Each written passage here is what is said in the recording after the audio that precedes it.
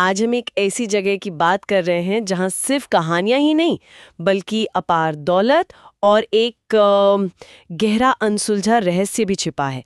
हम बात कर रहे हैं केरल के तिरुवनंतपुरम में स्थित पद्मनाभ स्वामी मंदिर की। जी हाँ, बहुत ही मशहूर मंदिर। ये भगवान विष्णु को समर्पित है, उनके अनंत शयनम रूप को, मतलब जब वो शेषनाग पर आराम कर रहे होते हैं। हमारे पास जो जानकारी है वो इसके लंबे इतिहास और कई रहस्यों पर रोशनी डालती है। तो आज हम इसी मंदिर की प्राचीन जड़ों को समझेंगे, इसकी खास बनावट को, और सबसे ज्यादा जो उत्सुकता जगाता है इसके तहखाने, खासकर वो रहस्यमयी तहखाना बी, उसकी कहानी। तो चलिए इस दिलचस्प विषय पर और बात करते हैं। बिल्कुल। देखिए, इस मंदिर की जड़ें वाकई बहुत बहुत पुरानी है। पौराणिक मान्यताएं तो कहती हैं कि ये द्वापर युग से है। स्कंद पुराण, ब्रह्मांड पुराण, यहाँ तक कि महाभारत में भी इसका जिक्र आता है। अच्छा, महाभारत में भी, जी हाँ। और एक कहानी ये भी है कि इसकी स्थापना स्वयं भगवान परशुराम ने की थी।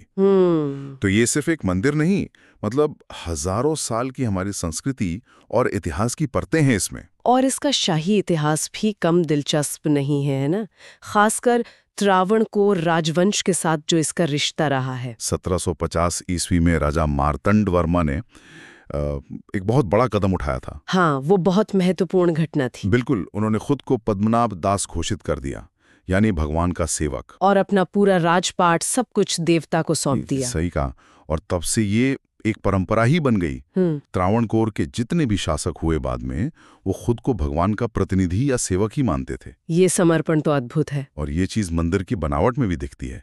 भगवान विष्णु की जो मुख्य मूर्ति है वही देखिए, करीब 18 फीट लंबी है, काले ग्रेनाइट पत्थर से बनी है, शेषनाग पर लेटे हुए भव्य प्रतिमा है। 18 फीट, काफी विशाल है। हाँ, और एक खास बात यह है कि पूरी मूर्ति एक साथ नहीं दिखती। अच्छा, मतलब कैसे?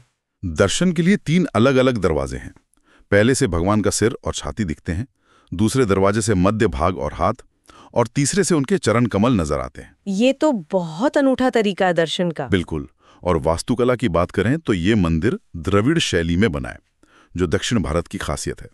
ऊंचा सा गोपुरम है, मतलब प्रवेश द्वार, करीब 100 फीट ऊंचा, और खंभों पर इतनी बारीक नक्काशी है, लगता है हर पत्थर कुछ कह रहा हो। कमाल है। लेकिन मंदिर का रहस्य और गहरा तब हुआ जब 2011 में सुप्रीम कोर्ट का आदेश आया। आदेश था इसके तहखानों को खोलने का। कुल 6 तहखाने पता चले, ए से एफ तक नाम दिए गए। हाँ, वो समय काफी चर्चा में रहा था। और जब तहखाना ए खुला, अरे बाप रे, जो मिला उसने तो सबको चौंका दिया। क्या मिला था उसमें? वैसे तो पता है, पर बताइए जरा। सोने के भारी भारी बर्तन, पुराने सिक्के, उनमें रोमन और यूरोपियन सिक्के तक थे। अच्छा, रोमन सिक्के, मतलब कितना पुराना व्यापार रहा होगा। हाँ, ये त्रावणकोर के पुराने ग्लोबल ट्रेड कनेक्शंस दिखाते हैं।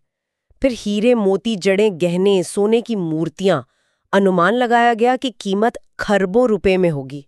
खरबों में। अविश्वसनीय। और यहीं से मतलब चीजें और भी ज्यादा रहस्यमयी हो गई। क्योंकि एक दरवाजा ऐसा था जो नहीं खुला, तहखाना बी। हाँ, वही तहखाना भी। इसे लेकर तो वहां स्थानीय स्तर पर बहुत गहरी मान्यताएं हैं और कुछ डर भी है।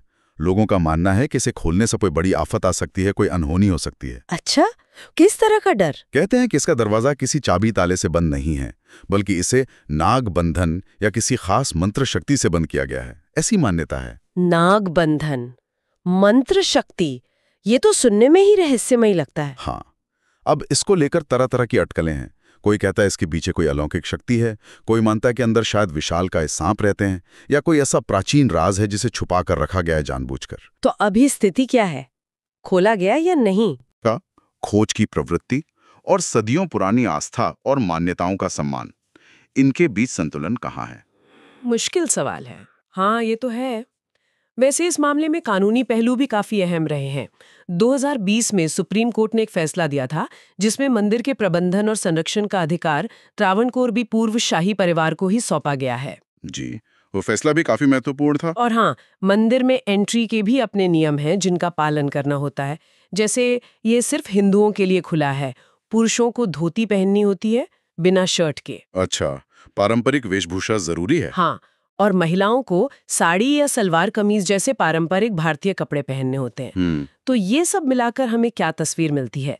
पद्मनाभ स्वामी मंदिर सिर्फ एक पूजा स्थल नहीं है, ये इतिहास, परंपरा, कानून, बेहिसाब दौलत और एक गहरे अनसुलझे रहस्य का एक जटिल संगम है। बिल्कुल सही कहा आपने।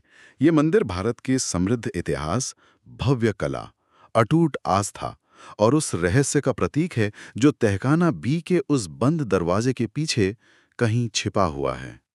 और आखिर में ये सोचने पर मजबूर हो जाते हैं हम कि उस दरवाजे के पीछे सच में क्या हो सकता है, जिसे कहते हैं कि प्राचीन शक्तियों से बंद किया गया है। और उसे न खोलने का जो हमारा एक तरह से सामूहिक फैसला है, वो हमारे मन में जो अज्ञात का डर है या सम्मान है, और जो हमारी जिज्ञासा है, उसके बीच के तनाव के बारे में क्या कहता है। क्या आज के जमाने में भी ऐसा कोई ज्ञान या कोई शक्ति हो सकती है जिसे इतना पवित्र या शायद इतना खतरनाक माना जाए कि उसे उजागर ही न करना बेहतर हो? ये एक बड़ा सवाल